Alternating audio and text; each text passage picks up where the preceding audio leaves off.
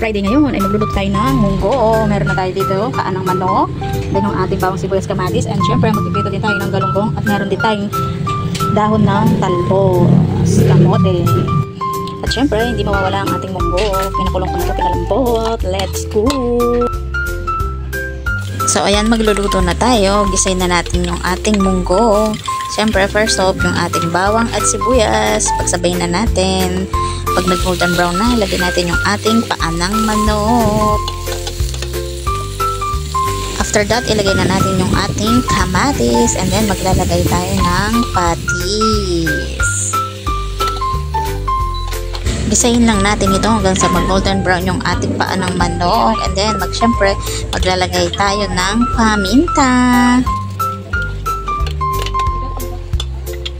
At kapag ganito na siya, yung tipong nag-combine na lahat ng ating ingredients! Yan, kapag naluto na yung ating kamatis, maglagay na tayo ng tubig. At syempre, hindi mawawala ang ating Knorr chicken. Baka naman! So ayan, kumukulo na. Hintayin lang natin lumambot itong ating mga paanang manok. Habang hinintay natin lumambot yung ating paanang manok, ayan, magpiprito na tayo ng galunggong.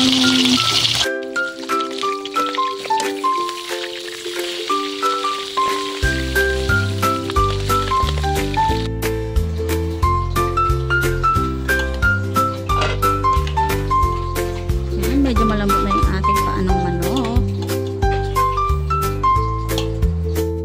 Kapag medyo malambot na yung ating paanang manok, lagyan na natin tong munggo, yung ating pinakuluang na munggo.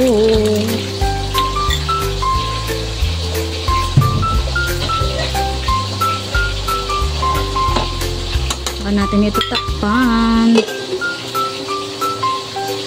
And then, ilagyan na natin yung ating talbos ng kamote.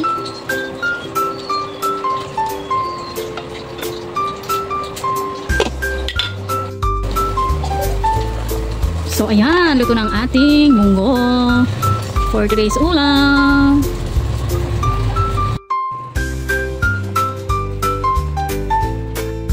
Ito na rin yung ating galunggong.